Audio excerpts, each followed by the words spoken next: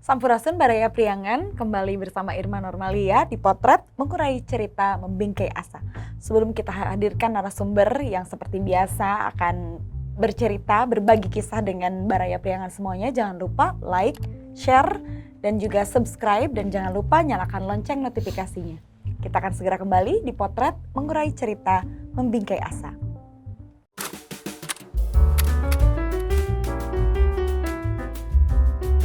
Cecep Nur Yakin lahir di sebuah perkampungan wilayah selatan Tasikmalaya, yaitu Bojonggambir, pada 21 Agustus 1983. Di usia belia, ia harus kehilangan sosok ibu karena wafat saat duduk di bangku kelas 3 sekolah dasar.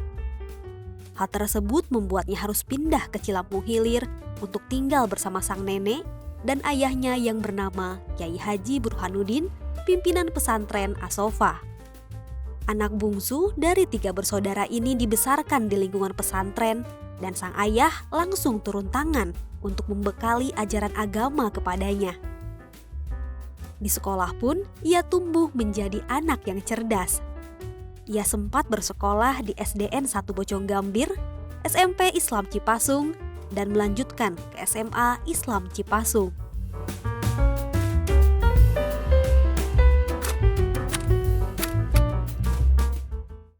Kembali di Potret Mengurai Cerita Membingkai Asa, dan kita akan langsung menyapa. Assalamualaikum Kang Haji Cecep Nur Yakin SPD MSI selaku anggota DPRD dan juga sebagai Ketua Bapemperda Kabupaten Tasikmalaya. Damang Akang? Alhamdulillah. Alhamdulillah ya. Saya alhamdulillah.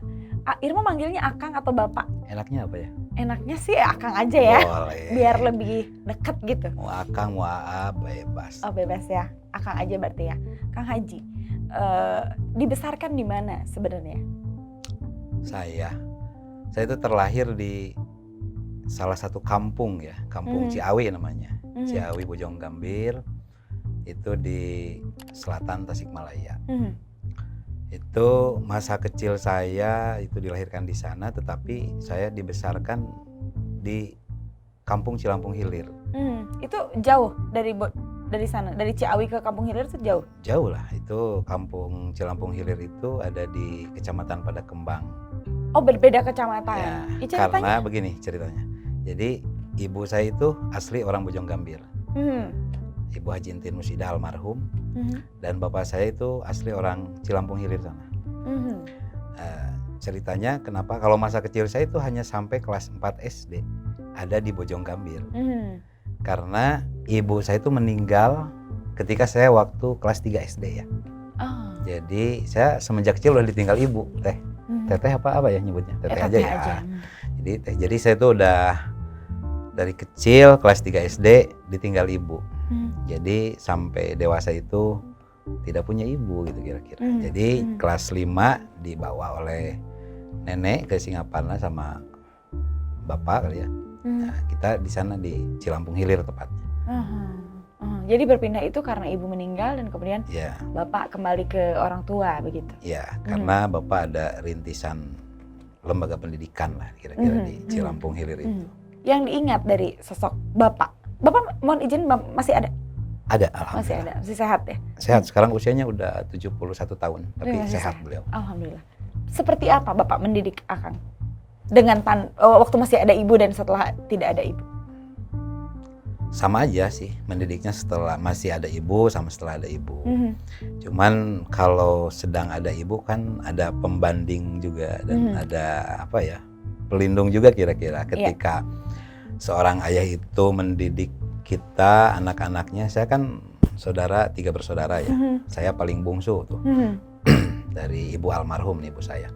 Jadi bapak itu mendidik saya mungkin sesuai ilmu yang didapat beliau kira-kira. Dan sesuai pengalaman beliau juga dididik oleh kedua orang tuanya gitu. Jadi kakek saya juga mendidik bapaknya kayaknya nggak beda jauh lah kayak seperti itu. Kayak bapak saya mendidik saya gitu. Sederhana lah, kayak semacam saya tuh ngaji kayak itu kan dari kecil. Dan saya ada yang unik tuh. Kalau pengalaman saya waktu kecil ngajinya itu, karena masa kecil kan saya tinggal di Bojonggambir sama ibu saya tuh.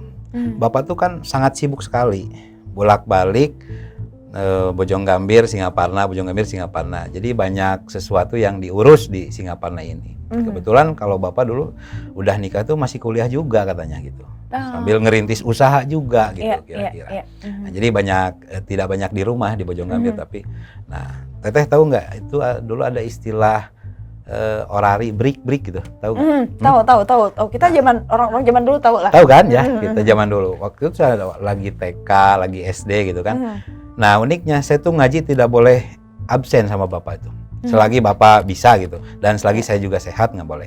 Jadi saya dari kecil sampai besar itu dididik sampai ngaji itu oleh bapak sendiri gitu. Oh langsung oleh bapak? Langsung Tidak. oleh Biasanya bapak. kalau aku dulu kan ngaji ke rumah ustadz gitu.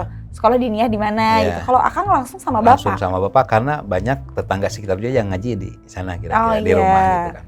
Nah uniknya kalau saya sendiri, kalau bapak lagi tidak ada, khususnya malam lah kira-kira belum pulang, itu saya ngaji lewat itu break gitu kan. Jadi lucu juga, saya disuruh nalar gitu kan, suruh nalar juz amma, suruh ngaji apa yang sudah diajarkan kemarin, tolaah lah kayak gitu. Itu diceknya itu lewat online gitu kalau sekarang bahasanya. Kalau sekarang lewat online ya. Jadi ada sesuatu yang unik juga pengalaman saya belajar sama orang tua tuh online, tatap muka gitu kira-kira yang dialami hari ini ketika zaman pandemi saya udah alami dulu gitu. Gitu kira-kira. Luar biasa. Nah, perbedaan sampai tidak ada ibu itu ya sama aja sih, cuman beda aja saya merasakan di rumah tidak ada sosok ibu aja gitu. Kalau bapak tidak berubah sih seperti itu, bapak yang mendidik anaknya, bapak yang memang bertanggung jawab mungkin terhadap masa depan anaknya sehingga harus mempunyai bekal ilmu, terutama bekal ilmu agama kira-kira seperti itu. Ibu yang teringat di benak Akang walaupun singkat ya, seperti apa ibu? Ibu itu justru yang bisa melaksanakan apa yang sudah direncanakan dan dirintis oleh ayah saya. Jadi dulu di kampung itu belum ada listrik juga kan, sehingga mungkin yang punya idenya yakin bapak saya itu, yakin seorang bapak, dia tuh beli genset dulu tuh. Genset itu disewain kepada rumah-rumah sehingga rumah-rumah itu bisa terang. Tapi terangnya dari maghrib sampai jam 8 kira-kira. Itu disewain. Ngalamin tuh kayak gitu tuh. Jadi dulu itu ada perpaduan yang lengkap ya dari seorang ayah dan seorang ibu. Jadi bapak yang punya konsep, punya pemikiran, ibu yang bisa ngurus kira-kira, yang bisa merealisasikan, memanajer itu. Sampai dengan memanage, sampai dengan alhamdulillah lah. Jadi dulu ada pengalaman juga cerita bahwa sosok ibu ini, dulu saya itu di Bojonggambir waktu kecil dipanggilnya Tepta gitu. Apa tuh? Panggilannya. Jadi nggak Cecep gitu. Ada kisahnya? Itu mungkin karena nggak tahu anak bungsu atau gimana ya, saya juga nggak tahu sejauh itu. Cuman saya ada panggilan Tepta, ada panggilan Tetep gitu. Itu dari tetangga. Dari Cecep jadi manja jadi Tetep. Nggak tahu dah kayak gitu kira-kira. Tetep gitu. bisa aja kayak gitu. Jadi saya dipanggil itu. Dari sosok mama, jadi sekarang saya sudah tumbuh besar, orang-orang mengatakan Jang Tetep, Jang Tepta mah percis jika mamah gitu. Dari mulai karir usahanya, ya apa yang menjadi pendekatan ke masyarakatnya. Jadi memang ada sisi-sisi yang saya pelajari juga dari cerita orang. Karena saya juga belum merekam begitu banyak, karena saya kan ditinggal masa kecil nih. Kelas 3 kebayang nggak? Belum dewasa gitu, belum bener lah pikirannya gitu kan. Masih pemikiran anak-anak ya. Jadi saya tahu sosok ibu itu cerita dari tetangga, dari saudara. Sehingga banyak yang kehilangan karena seorang almarhumah itu yang memang perhatian lah kepada keluarga, kepada tetangganya, termasuk juga ada yang perhatian terhadap sahabat-sahabatnya. Jadi saya tahu sosok ibu itu, alhamdulillah gitu ya, sosialnya ya diomongi orang lah kira-kira, ada kenangan gitu. Cara bergaulnya juga Nah itu menjadi contoh-contoh saya untuk melaksanakan apa yang menjadi cita-cita saya juga gitu.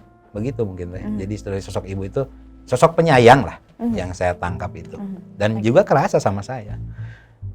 Sayang banget gitu dari ibu itu. Masa kecil berpindah sekolah, tentunya ada penyesuaian yang tidak mudah lah untuk anak kecil semasa itu, apalagi setelah ditinggalkan oleh ibu. Ada kesulitan penyesuaian waktu itu sekolah dasar? Enggak sih, enggak terlalu sulit karena memang saya terbuka lah gitu, enggak menutup diri, enggak biasa aja. Jadi enggak ada kesulitan yang berarti. Cuman yang menjadi orang heran itu ketika pindah sekolah zaman SD itu, karena saya sudah biasa dari kelas 1, kelas 2, kelas 3, kelas 4 itu yang di Bojonggambir selalu masuk 3 besar. Dan di sini juga saya harus bersaing dengan salah satu rekan saya yang cewek, notabene yang pinter gitu kira-kira. Itu yang membuat saya sulit, harus mengejar prestasi dia gitu kira-kira. Sebagai kalau pergaulan enggak gitu kan. Sebagai murid yang baru pindah kan harus bisa mencuri perhatian guru ya. Iya. Bener kan? Kalau SD kan gurunya guru kelas kan. Dia harus bisa mencuri perhatian guru untuk mengalahkan saingan itu. Dan bisa berhasil? Enggak. Jadi kedua aja, nggak bisa ke satu gitu. Karena dia cewek mungkin ya kayak gitu. Jadi bolos-bolosnya kalah lah saya gitu. Ada bolosnya? Ada bolosnya? Kadang-kadang. Tapi sambil ngapalin. Bolosnya sambil ngapalin. Lagi SD ya? Belum SMP kan? Belum ya? Iya, SD nih, SD. Permainan masa kecil yang mungkin masih diingat sampai sekarang. Zaman dulu kan belum ada TV, masih jarang ya? Handphone masih jarang. Nggak ada malah. Adu kaleci. Sama. Adu kaleci, medar. Terus naik padati gitu. Padati. Jadi ada kayu, bambu panjang, pakai roda gitu kan. Di sininya ada penahannya gitu. Jadi, gitu aja dipajuin gitu. Oh iya, rodaan ya. Rodaan lah kira-kira itu. Kalau bahasa Bojonggambirnya padati gitu. Padati. Numpak upih digusur. Nah gitu. Sama bekas ban motor. Bekas ban motor. Kita sobek bekas air mineral itu. Lalu ini jadi jalan gitu. Didorong-dorong gitu. Oh iya, ditepakan. Enggak ditepak, didorong aja gitu. Jadi nurut. Karena kan bulat kan bekas itu teh, air mineral itu. Jadi masuk ke ban itu, kita dorong itu terus. Itu sih yang permainan yang sekarang sudah tidak mungkin ditemukan di anak-anak sekarang. Iya. itu Dan itu harus sebenarnya harus dilestarikan lah gitu kira-kira. Permainan tradisional. Main kaleci paling sering gitu. Setelah itu SMP di mana? SMP saya di Cipasung. Kenapa ke Cipasung? SMP Islam. Kenapa ke Cipasung? Mondok juga berarti kan? Mondoknya di pesantren ayah aja di rumah. Jadi sebentar di Cipasungnya, di Cipeuneuy, di pesantren Cipeuneuy saya mondok juga gitu.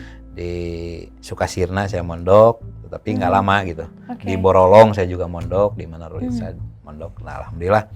Jadi banyak pengalaman, banyak pindah-pindah, tetapi tetap berlabuhnya di pesantren Asofa juga di tempat ayah gitu. Jadi kenapa di Cipasung?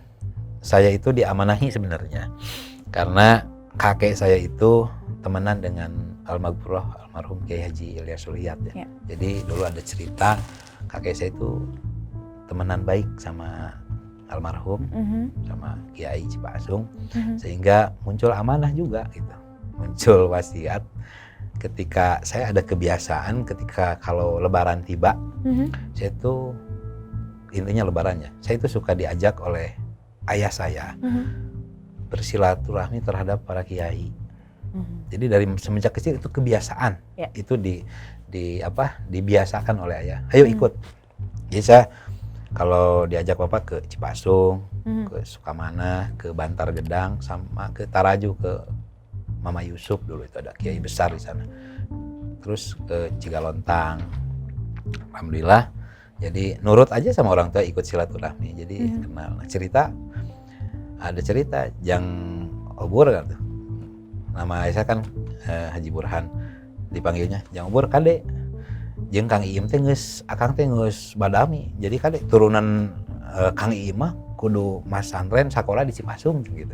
Jadi kakak saya yang pertama itu di Aliyah di Cipasung. Kakak saya yang kedua yang perempuan juga itu di SMA Cipasung. Ayah lanjut saya di Cipasung gitu. Jadi ada memang histori dulu perjalanan kakek lah kira-kira yang bersahabat gitu, sama-sama ngajinya gitu, malah sekobong juga katanya. Jadi nembus ke anak cucunya gitu di Cipasung, dan SD juga di Cipasung. SMP sama SMA berarti di Cipasung. Kemudian kenapa melanjutkan sekolahnya, kuliahnya ke Universitas Siliwangi, nggak di Cipasung lagi, Kang? Harus cerita juga ya? Harus dong. Kenapa memilih ke situ? Apakah keinginan sendiri atau dipilihkan oleh orang tua? Pilihan orang tua sebenarnya bukan di sana. Jadi semenjak saya keluar SMA, sebelum keluar pun juga saya udah disiapin sama orang tua. Karena banyak paman, saudara-saudara saya yang udah berangkat ke luar negeri. Ya, salah satunya ke Saudi lah gitu kira-kira. Di King Saud kuliahnya di itu. luar. Paman itu di sana. Juga ada anaknya gua, ponakan lah kira-kira ya. Juga ada yang di sana. Banyak, ada beberapa lah kira-kira. Nah, mungkin ayah juga ingin meregenerasikan saya juga ke sana. Sampai saya keluar kuliah itu udah disediain paspor, udah disediain visa. Lulus SMA udah disediain? Lulus SMA harus berangkat ke sana. Oke, kita akan tanya lagi lebih dalam lagi kenapa nggak jadi pergi. Apakah ada seseorang yang menahan di sini? Kita akan lanjutkan nanti di sesi kedua. Tetap di Potret, mengurai cerita, membingkai asa. Ya.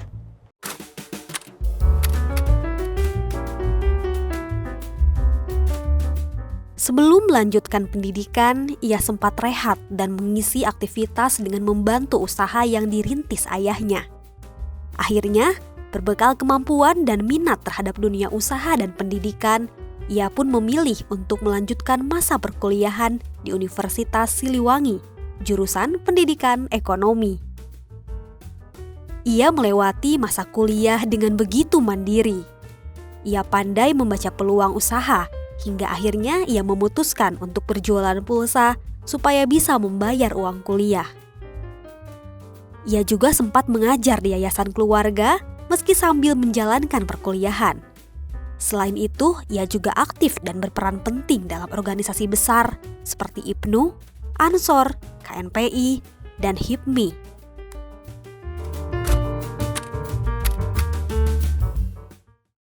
Kembali di Potret, mengurai cerita, membingkai asa. Kita akan lanjutkan lagi nih, Kang Haji. Sudah ada visa, sudah ada paspor, kenapa nggak pergi? Ada yang menarik juga jadi. Bukan ada yang menahan? Enggak lah. Oh enggak, Nggak ditahan-tahan. Saya lulus SMA kan 2002 ya. Jadi 2002 itu ada semacam kejadian yang luar biasa kan di dunia. Lagi booming-boomingnya teroris kan dulu. Oh iya. Ingat kan? Iya. Banyak teroris lah, banyak di sana sini isu-isu teroris. Sehingga pernah dengar nggak Indonesia dicap sebagai sarang teroris dulu? Iya. Pernah kan? Sepakat kan? Ya. Nah, itu tepatnya di 2022. Jadi begitu kita memproses untuk tinggal di sana, administrasi dan sebagainya, visa tulab saya nggak keluar. Visa pelajar ini nggak keluar. Jadi terhambat lah prosesnya. Jadi mungkin harus seperti itu ya perjalanannya. Jadi yang ada visanya visa yang memang kunjungan apalah untuk yang masanya hanya sebentar gitu. Alhasil ditahan dulu itu ya pelajar-pelajar yang mau masuk dari Indonesia ke tanah Saudi. Terus saya dikasih pilihan lagi. Ya udah kalau mentok ke sana ke Mesir, pilihan terakhir ke Malaysia katanya. Saya mikir kan, jadi udah Pak saya kasih waktu dulu setahun. Berikhlas saya setahun 2002 sampai 2003. Nah, mikir kan harus kemana ini kan. Terus sambil mungkin sudah ada pikiran dewasa, saya harus apa gitu. Di sisi lain saya memang dari mulai SMA itu ngebet ingin bisnis. Ingin melanjutkan perjuangan ibu yang dulu itu ditinggal sama ibu, manajemen bisnisnya dipegang oleh saudara gitu.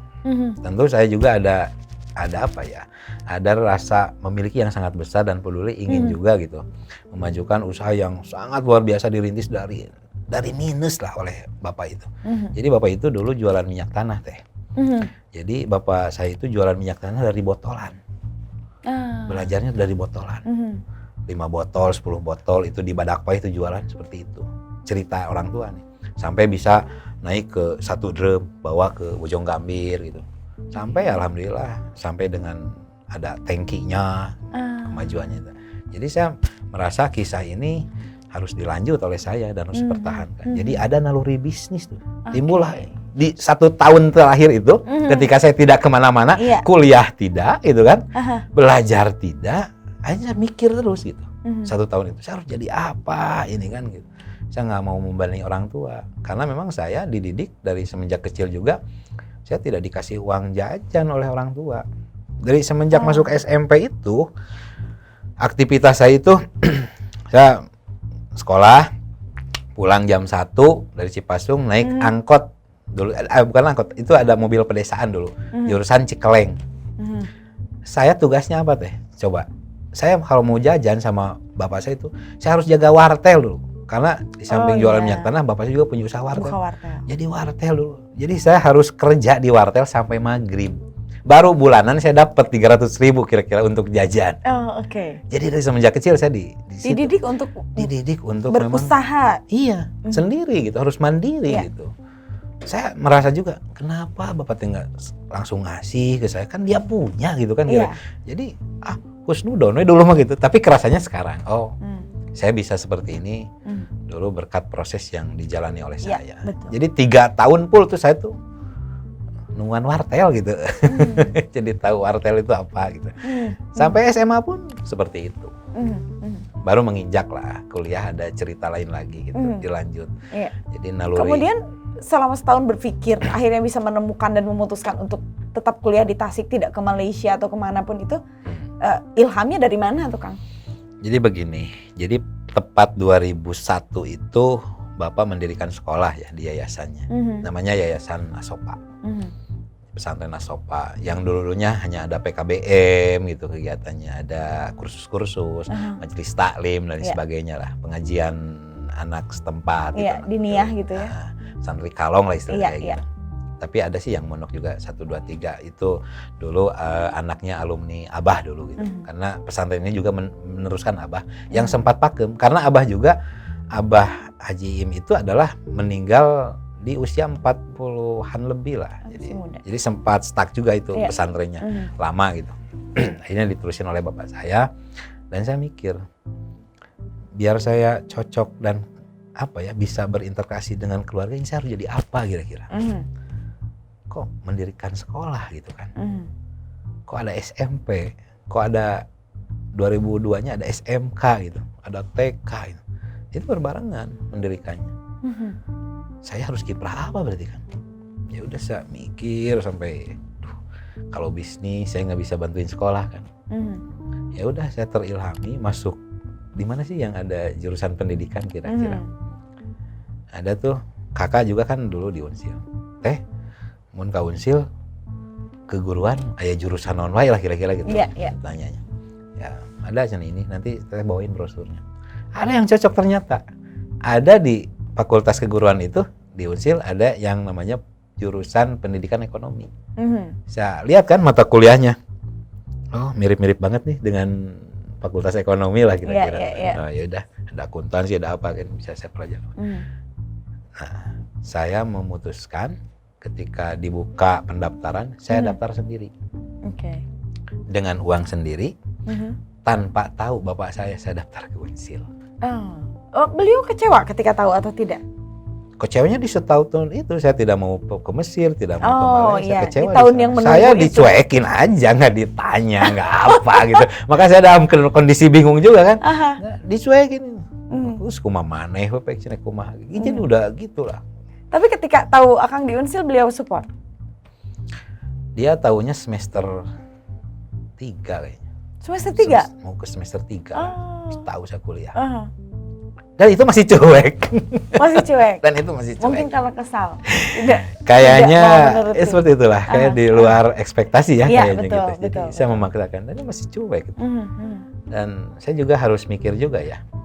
Masa sih saya harus minta biaya kuliah apa? Sehingga dari aktivitas saya sehari-hari yang tukang nunggu wartel itu, saya terilhami bahwa IT sudah berubah kan hari ini. sudah ada handphone dulu betul. itu. Dan akhirnya saya Dari ketemu. tadinya wartel berubah ke handphone. Nah, saya mau coba tuh belajar jualan 1, 2, 3 sampai 5 voucher lah. Karena ada temen juga yang memang udah di sana. Saya jual. Nah, langsung saya masuk kuliah, masuk Unsil. Loh, kok banyak ya mahasiswanya? Sambil makan tuh, hari Jumat sambil makan pulang ospek kalau nggak salah ada ospek dulu kan, gua mau masuk kuliah.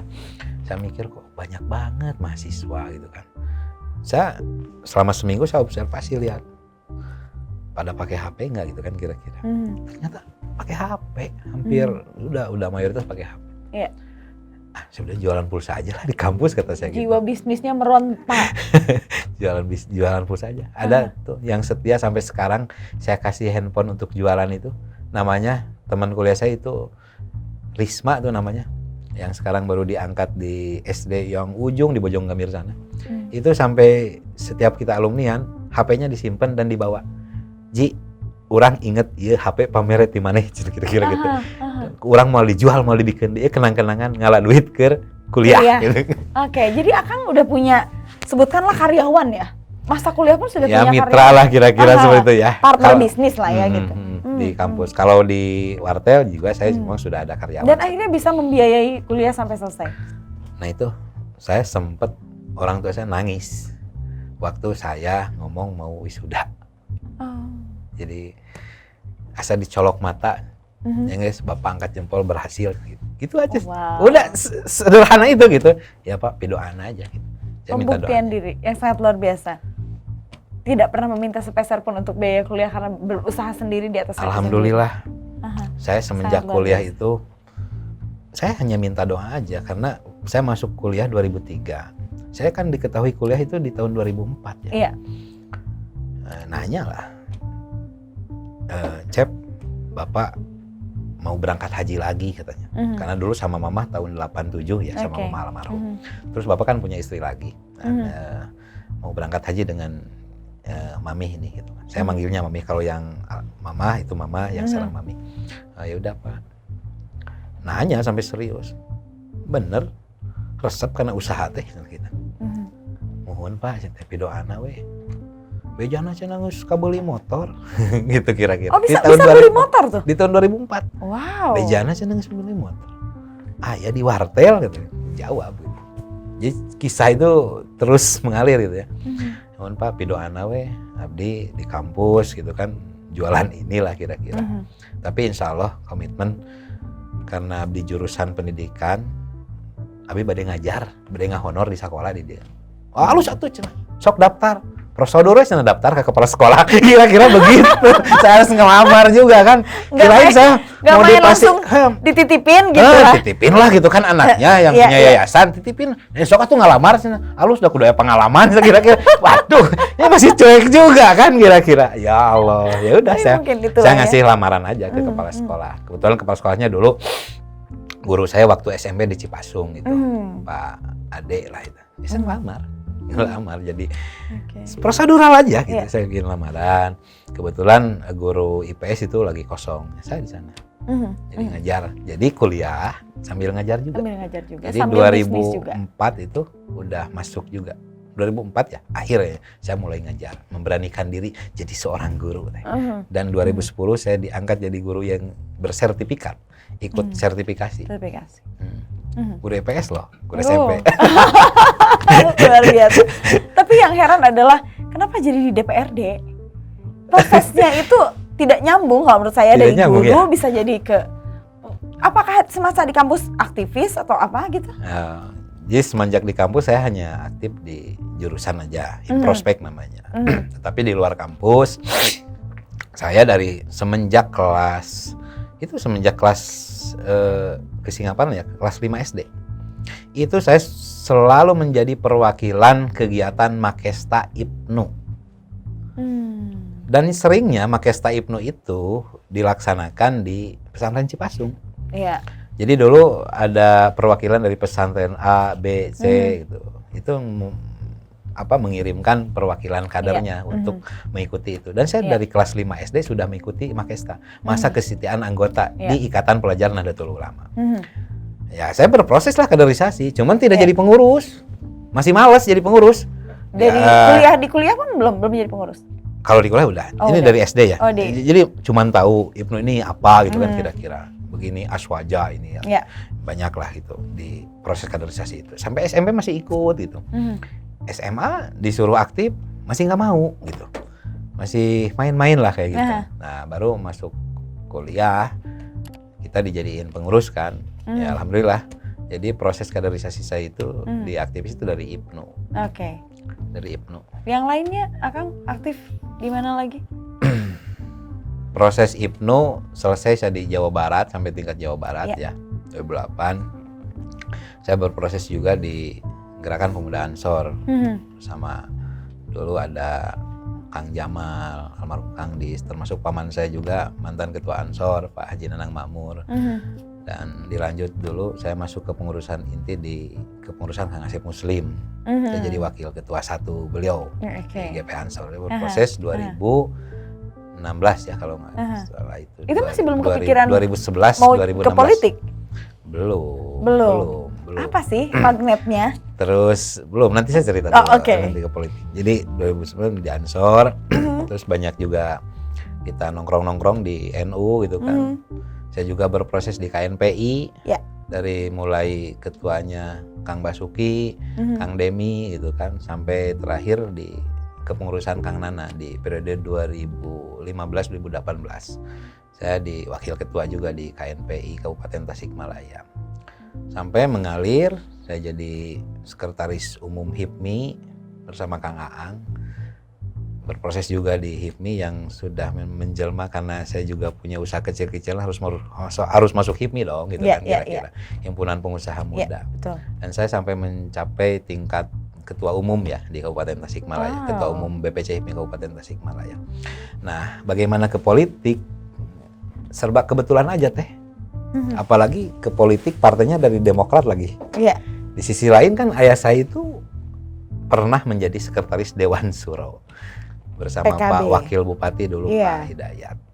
Itu berprosesnya di sana karena dulu partai lagi 3 juga Bapak itu aktif di politik gitu.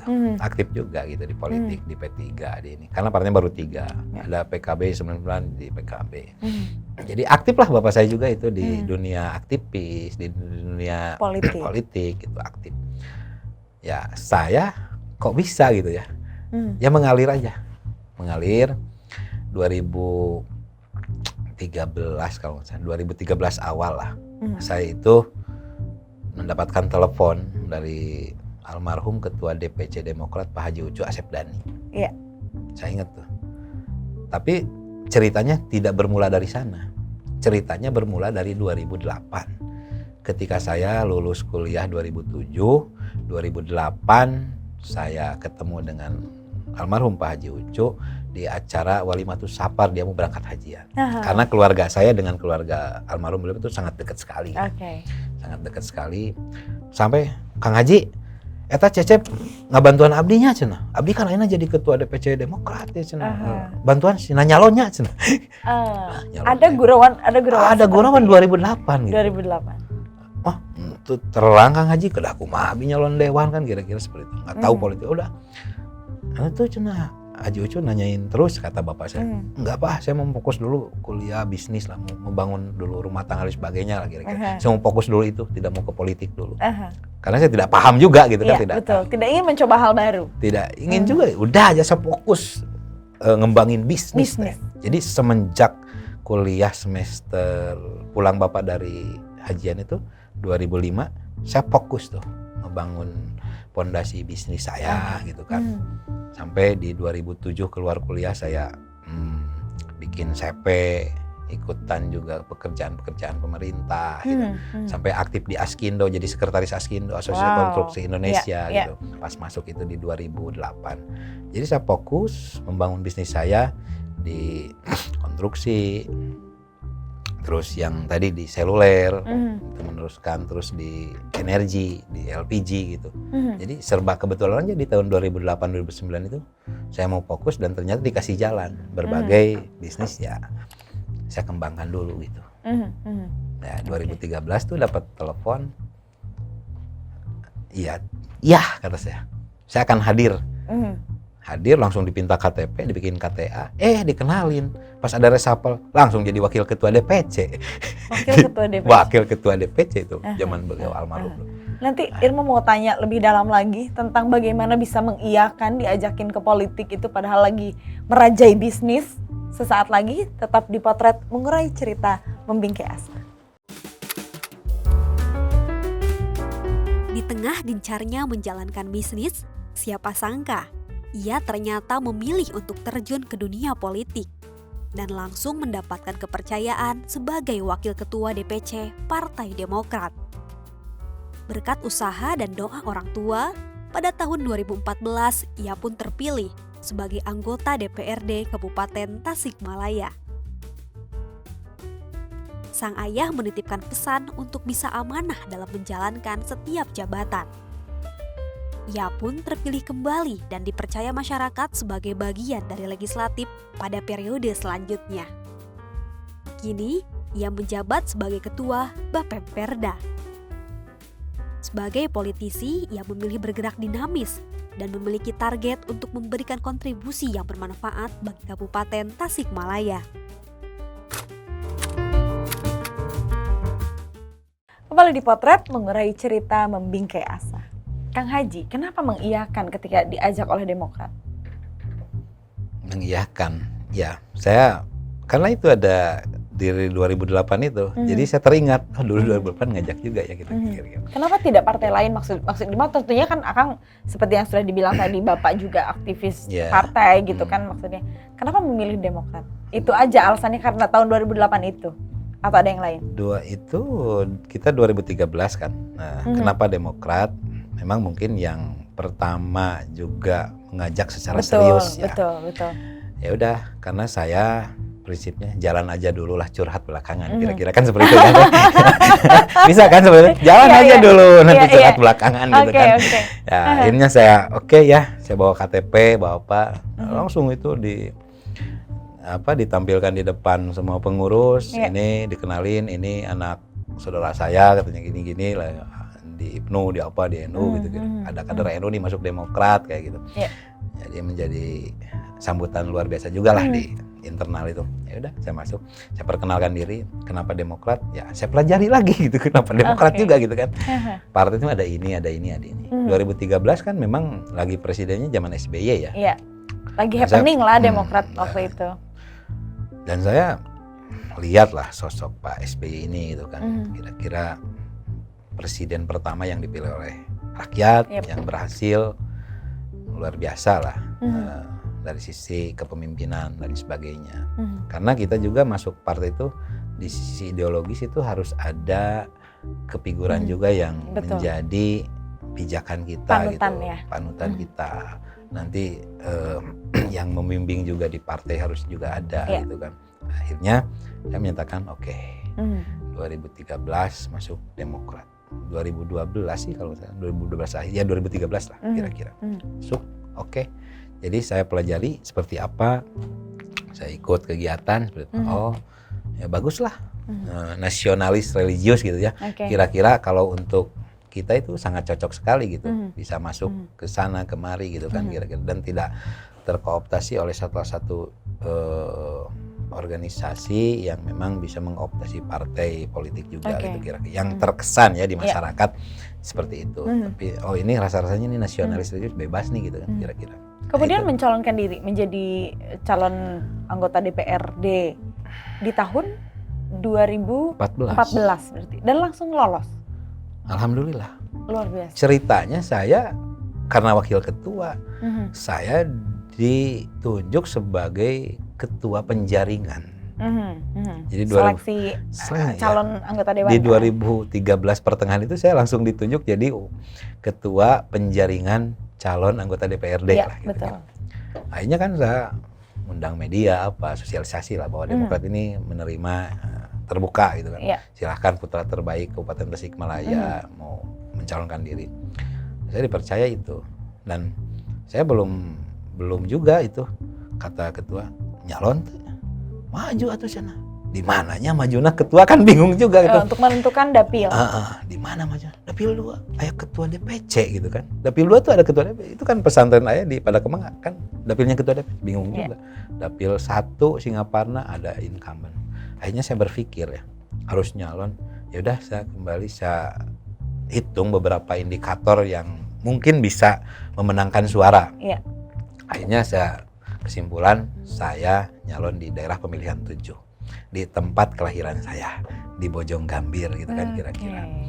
Dan setelah itu saya ke orang tua memang belum tahu saya akan nyalon.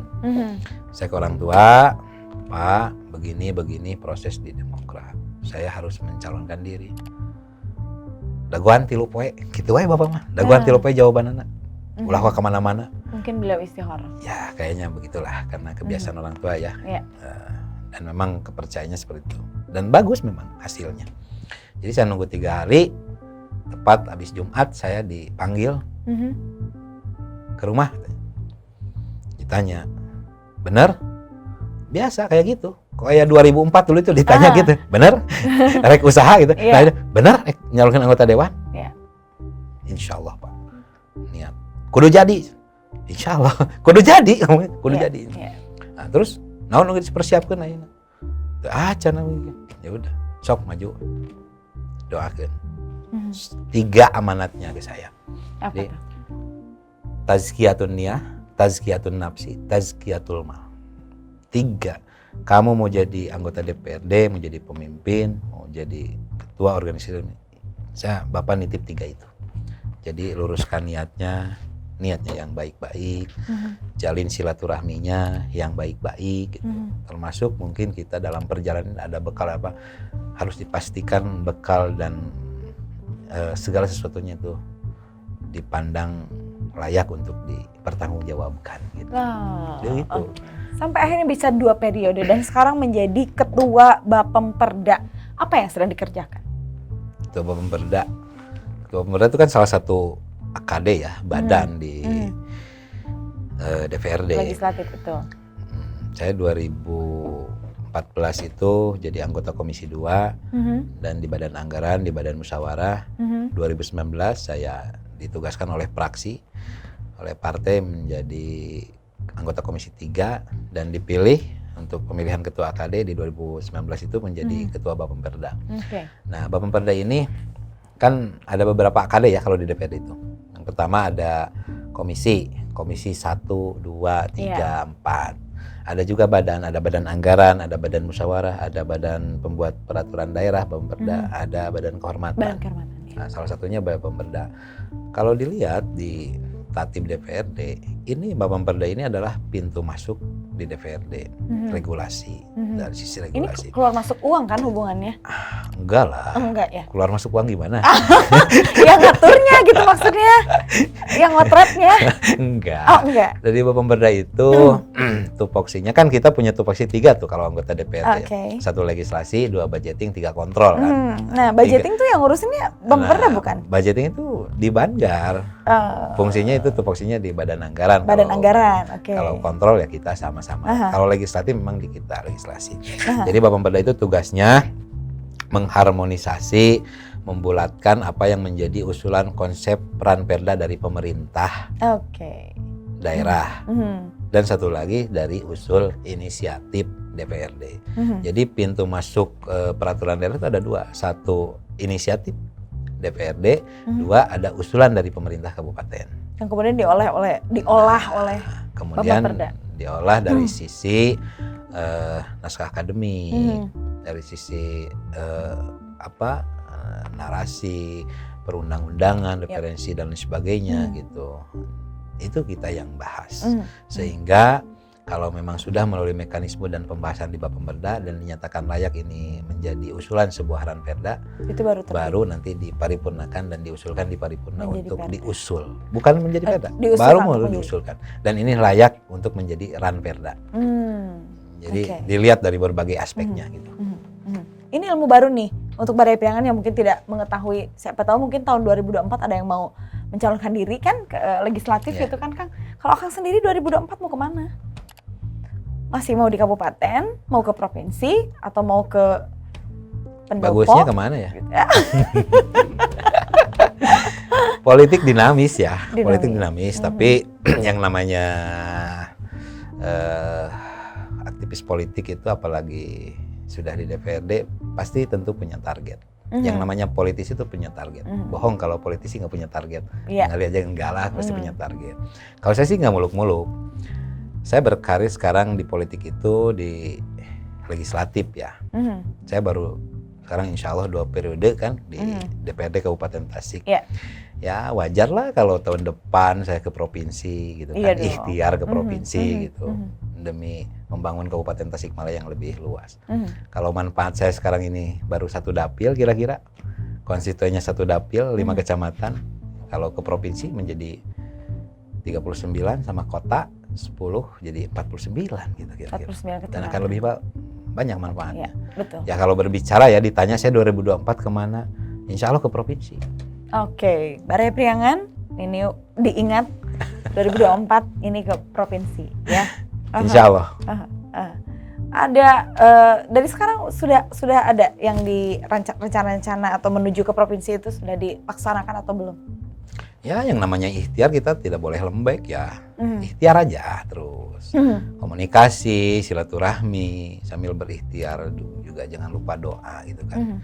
Jadi saya lakukan komunikasi dengan berbagai elemen masyarakat, dengan juga internal. Ini kan juga ada kuncinya. Lolos atau tidak saya ke provinsi ada pertanyaan juga di internalnya. Bisa nggak kan kira-kira? Penuh enggak, kebagian enggak gitu. Tapi yang namanya niatan ya insya Allah gitu. Jadi melakukan persiapan dari mulai mental khususnya harus siap. Juga langkah, jejaring juga harus siap. Itu intinya di politik gitu kan. Ya alhamdulillah hari ini banyak juga lah sambutan-sambutan dari teman-teman, sahabat-sahabat. Oke. Sekarang kita kembali ke Tasikmalaya. Akang melihat Kabupaten Tasikmalaya sekarang ini seperti apa? Kabupaten Tasikmalaya, kalau kita berbicara data ya, kita di 2020-2021 itu kita mendapatkan predikat IPM kedua terendah se-Jawa Barat. Artinya dari sisi sektor ekonomi, pendidikan, kesehatan itu harus menjadi fokus kita. Apalagi di 2 tahun ini kan kita mengalami masa yang pandemi yang luar biasa dan luar biasa juga akibatnya yang kita rasakan gitu. Dampaknya luar biasa. Dampaknya luar biasa. Kemana-mana. Betul. Dan hari ini perlu fokus pemerintah itu di sisi fiskal yang sangat belum mandiri di Kabupaten Tasikmalaya ini harus fokus terutama apa ya? Pemulihan ekonomi.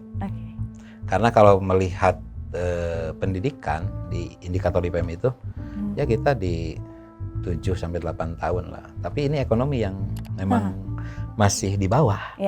Apalagi kemiskinan kan naik. Nah, korelasinya saya sebagai Ketua Umum BPC HIPMI kemarin itu dan saya sekarang di Jawa Barat sebenarnya sih ada rumus ya dari para pengusaha ini untuk membantu pemerintah.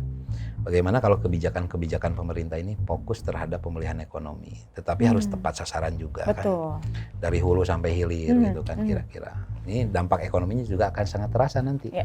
Pemberdayaannya akan sangat terasa, pemerataan juga akan sangat terasa. Nah, kita harus menggenjot di Kabupaten Tasikmalaya ini bagaimana caranya para pengusaha di Kabupaten Tasikmalaya ini tembus di angka 4%. Hari ini kayaknya masih kurang lah. Karena logikanya begini teh, kalau makin banyak pengusaha di Kabupaten Tasikmalaya, itu akan makin banyak terbuka luas pekerjaan. Lowongan pekerjaan itu akan itu otomatis mengurangi angka pengangguran ya. Nah itu, karena pengangguran kita di angka terbuka itu di angka 6% lebih ya gitu kira-kira. Nah saya menggenjot itu gitu, fokus aja satu misalnya di pemulihan ekonomi, maka konkretnya apa di DPRD saya sebagai Ketua Bapemperda, saya sebagai pembahas legislasi. Di tahun 2021 itu kita sudah melahirkan Perda Inisiatif. Perda kemudahan berinvestasi dan penanaman modal. Itu ada Perda yang bisa mendukung sehingga kita bisa membuka keran investasi ke Kabupaten Tasikmalaya seluas mungkin. Yang selama ini dikenalnya Tasikmalaya itu, Kabupaten Tasikmalaya itu tertutup dengan investasi. Apakah betul image seperti itu sebelum-sebelumnya? Ya, kalau tertutup juga mungkin enggak, tetapi secara regulasi juga belum ada ya kira-kira. Maka kita ambil inisiatif gitu kan. Jadi untuk menutupi kelemahan IPM itu kita juga care kok dalam sisi legislasinya. Malah tahun ini kita juga inisiatif Perda tentang pendidikan dasar, pengelolaan pendidikan dasar, pelayanan kesehatan gitu. Itu kan efeknya semua sama tuh kira-kira. Kemarin sudah kemudahan investasinya. Nah, kalau dibuka luas-luas ini kan juga menjadi peluang sebenarnya. Banyak juga potensi ekonomi yang harus kita gali. Kita sekarang yang terbaru punya Leuwi Keris misalnya, bendungan Leuwi Keris. Itu kalau dimanfaatkan untuk sektor pariwisata itu bisa sebenarnya. Bisa banget kan? Itu datang investor. Tasik Selatan itu hamparan pantainya hampir berapa tuh 50 km lebih lah kira-kira. Kalau dimaksimalkan, kita punya Gunung Galunggung, punya geopark dan sebagainya. Bahkan kita juga punya potensi perkebunan teh yang luar biasa di Tarajo Bojonggambir. Itu di dapil saya. Itu hampir 800.000 hektar lebih itu dari mulai Tarajo, Sodong Hilir, Puspayang. Itu kan kalau memang itu kita berkesinambungan, pemerintah fokus memulihkan ekonomi, insya Allah lapangan pekerjaan itu akan terbuka dengan lebar. Dan ini akan menjadi dampak juga nanti kemajuan itu. Karena salah satu indikator itu ekonomi kita lemah. Ekonomi kita lemah. Jadi kalau ekonomi bisa digenjot, banyak orang datang, banyak investor datang. PAD kita akan bertambah. Efeknya ke sana. Lapangan pekerjaan akan terbuka. Jadi ya harus berkolaborasi lah pemerintah ini dengan organisasi-organisasi yang memang menjadi profesi pengusaha, dengan HIPMI, dengan Kadin gitu kira-kira. Semoga ini didengar dan juga menjadi aspirasi yang bisa diwujudkan oleh pemerintah Kabupaten Tasikmalaya pada khususnya. Akang, terima kasih sudah hadir, perbincangan yang sangat menyenangkan. Maunya masih lama tapi karena kita dibatasi oleh waktu, mungkin insya Allah nanti kita bisa bertemu lagi di lain waktu dan kesempatan. Terima kasih. Silakan Akang memberikan closing statement untuk Baraya Priangan semuanya. Gitu. Ya, Assalamualaikum warahmatullahi wabarakatuh. Saya Cecep Nur Yakin, anggota DPRD Kabupaten Tasikmalaya. Sedikit saja sih kalau saya punya keinginan bahwa dan keyakinan saya sama anak muda nih, itu kan kira-kira ada pesan yang harus saya sampaikan, jemputlah mimpimu di masa muda. Terima kasih. Wassalamualaikum warahmatullahi wabarakatuh. Waalaikumsalam warahmatullahi wabarakatuh. Sekali lagi terima kasih Akang. Terima kasih juga untuk Baraya Priangan. Jangan lupa like, share, komen, dan juga subscribe. Dan jangan lupa nyalakan lonceng notifikasinya. Kita akan kembali lagi di episode yang akan datang. Tetap di Potret, mengurai cerita, membingkai asa.